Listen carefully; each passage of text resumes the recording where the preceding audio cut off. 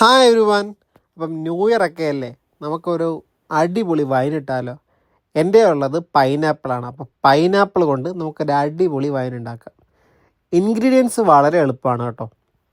പഞ്ചസാര വേണം, ഈസ്റ്റ് വേണം, ഹോൾ സ്പൈസസ് ആയിട്ടുള്ള ഗ്രാമ്പൂ, പട്ട, ഏലക്ക. പിന്നെ വേണ്ടത് സൂചി ഗോതമ്പ്, അവസാനമായിട്ട് കുറച്ച് തിളപ്പിച്ചാറിയ വെള്ളം.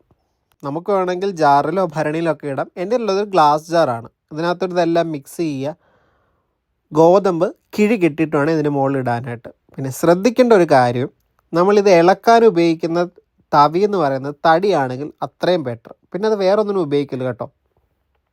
ഒരാഴ്ച ഇതിനെ അനക്കണ്ട കേട്ടോ. ഒരാഴ്ചയ്ക്ക് ശേഷം ഇതൊന്ന് ഇളക്കുക. പിന്നെ 2 ദിവസം ഗ്യാപ്പ് കൂടുമ്പോൾ ഒന്നുകൂടെ ഇളക്കി കൊടുക്കുക. അങ്ങനെ 45 ദിവസം വെക്കുകയാണെങ്കിൽ വളരെ നല്ലതാണ് കേട്ടോ. എന്നിട്ട് ഒരു വെള്ള തുണി കൊണ്ട് ഇത് നല്ലപോലെ അരിച്ചെടുക്കുക, ബോട്ടിൽ ചെയ്യുക. സത്യം പറയാമല്ലോ, അടിപൊളി വൈനായിരുന്നു, നല്ല കിക്കും ഉണ്ടായിരുന്നു. അപ്പോൾ ഇത്രയേ ഉള്ളൂ. Happy new year.